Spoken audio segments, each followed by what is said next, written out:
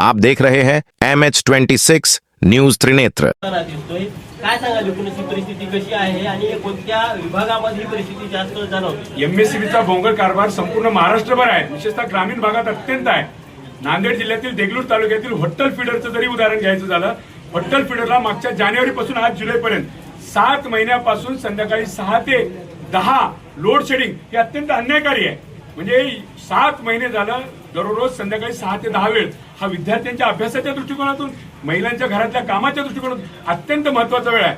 बायका अंधारात स्वयंपाक करतायत, लेकरं अंधारात अभ्यास करतायत। नेमका हीच वेळ या सगळ्या लोकप्रतिनिधीच्या आणि शहरातल्या मोठमोठ्या उच्चभ्रू लोकांना एकदा ग्रामीण भागामध्ये आणून त्यांना 6 ते 10 अंधारात ठेवून बघावं हेच सांगण्यासाठी आम्ही आज कार्यालयामध्ये ठिय्या आंदोलन केलेलं आहे। संपूर्ण अक्षरशः कुशावाडी, बल्लूर, कारेगाव आणि परिसरातील करटखेड परिसरातील शेकडो शेतकरी आज इथे एमएससीबी कार्यालयामध्ये ठिय्या आंदोलन केलं आहे। आमचा रास्त प्रश्न आहे, आम्हाला संध्याकाळचे 6 ते 10 ही जे काही लोड शेडिंग आहे ती वेळ बदलून द्या आणि आम्हाला पर्यायी व्यवस्था करून द्या।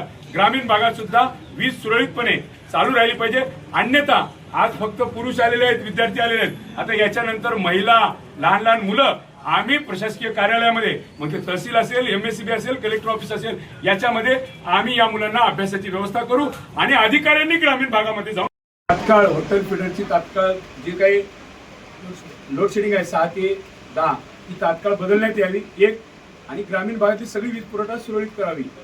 आणि जे काही पर्यायी आता त्याला जे उत्तर आहे अनु पाटील साहेब बोलले, आपण तात्काळ त्याला काय आता पर्याय देता येते, म्हणजे आमची एकतर लोड शेडिंग बद्दल आमची तक्रार आहे, आणि दुसरं तुम्ही आम्हाला टाइम बदलून द्या, अन्यथा आमच्या विजेचं काय विचार केलाय आता आम्हाला काय सकारात्मक उत्तर दिले ते तुम्ही कळवा। साहेब बोला। इंजिनियर साहेब, तुम्ही जे पत्र दिलं आहे त्याच्यानुसार तुमचा जो टाईम आहे लोड शेडिंगचा हे कमी करण्यासाठी निवेदन करतो आज, ठीक आहे।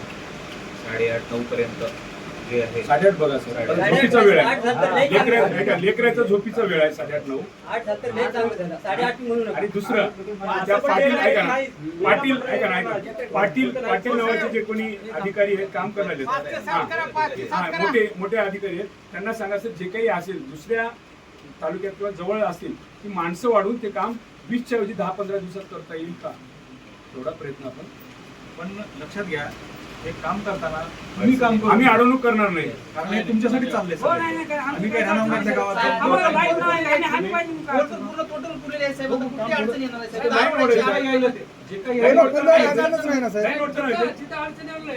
तुम्ही ऍक्शन घ्या, बिनधास्त कार्यक्रम